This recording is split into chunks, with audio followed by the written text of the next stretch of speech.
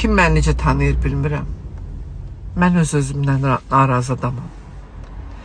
Atam mənə deyirdi ki, yaxşılığı imkanlı adam elə. Mənim ətrafımda bir neçə müğənni dostlarım da bunun şahidi olub. Mən bugün özümdən üzr istəyirəm. Üzr istəyirəm ona görə ki, xəstə, yayda mən sətəlcəm olmuşdum. Yəqin ki, bildiniz. Zaur Baxşəliyev də efirdən başqa adamlara göz aydınlığı verdi. Ha ki, gözün aydın nazirə sətəlcəm olub. Həmin o vəziyyətimdə köynəyim belə sıxılır 5 dəqiqədən bir. Köynəyim belə sıxılır və mən nəfəs alırsan ha, ağciyərlərim fışqırıq çalır. Ürək dolu nəfəsə həsrət vaxtım.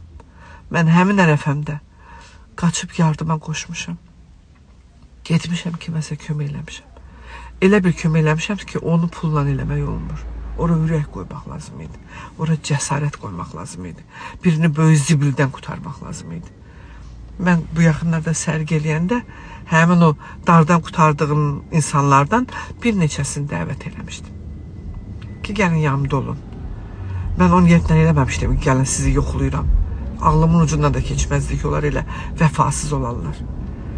Sadəcə olaraq dedim ki, sizi gözləyirəm də ölkənin qabağına çıxmışam sərgiyə. Mənə qalxdı dedi ki, biri, mən qrip olmuşam, halsızam, gələnməyəcəm. Mən sətəlcəm olmuşdum, sətəlcəm. Mən ölürdüm. Sən köməyinə çatanda. Sən zibildən qutaranda mən ölürdüm. Başa düşürsən? Sən bugün qripsən, mənim qabağıma gəlib çıxa bilmədin. Vaxtında mənə demişdilər, nankorlara, vəfasızlara yaxşılıq eləmə. Bir gün onun peşmançılığını çəkəsən. Mənə tapşırmışlar, mən dinləməmişdim. Bugün də peşmanam. Tam mənə nəyə zəh vurursunuz ki?